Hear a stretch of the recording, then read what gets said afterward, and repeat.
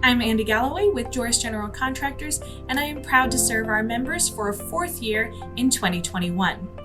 From creating workforce development, training, and educational opportunities to being a champion for safety as well as diversity and inclusion, the San Antonio AGC chapter has been diligently representing its members on a local, state, and national level. 2021 brings our industry continuous opportunities for growth, especially locally, where we have been very fortunate to have had continued economic development. And even though we still face many challenges, I am highly encouraged by the enthusiasm and dedication the San Antonio AGC staff and the board of directors in working to implement our strategic planning and to be a strong advocate for each of our members. Hello, this is Corbin Van Arsdale with AGC Texas Building Branch, and we are in the beginning stages of the legislative session, which happens every 2 years. This year it's a little weird because of COVID, and they're pushing back hearings later. They're not hearing as many bills. They've got a lot of plexiglass and filters in the building. But we're very excited about the session and some of the prospects for what we're going to do to help improve our industry here in Texas, and we need everybody to be involved.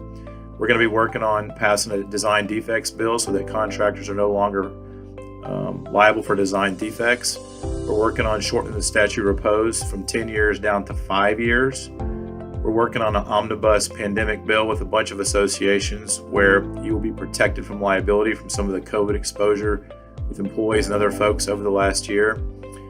Also on local preemptions on private businesses, like when cities are passing some of the sick leave and scheduling and benefits mandates.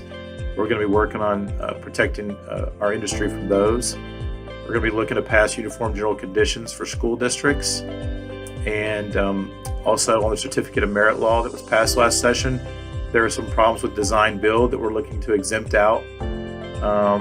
We're looking at a whole bunch of things. We're also going to be playing defense on some of the construction defects bills we passed last session, but because the contact's going to be limited with the legislators, we're going to need everybody involved so that we're going to want you to contact your legislator at the right time when we let you know when they need to hear from us about our issues. So thank you for supporting us and being involved, and we're looking forward to having a successful session. Thank you. Hi, I'm Jimmy Christensen, AGC of America's Vice President of Government Relations, joining you from AGC's townhouse on Capitol Hill in Washington, D.C. There's a lot happening on the Capitol that you haven't heard about in your local news, and that's the fact that Congress just introduced the Protecting the Right to Organize Act. There's a host of labor relations provisions that contractors on both the union and open shop side of the aisle should not like. And what I know that you all back in San Antonio won't like is the fact that this bill would repeal your state's right to work law.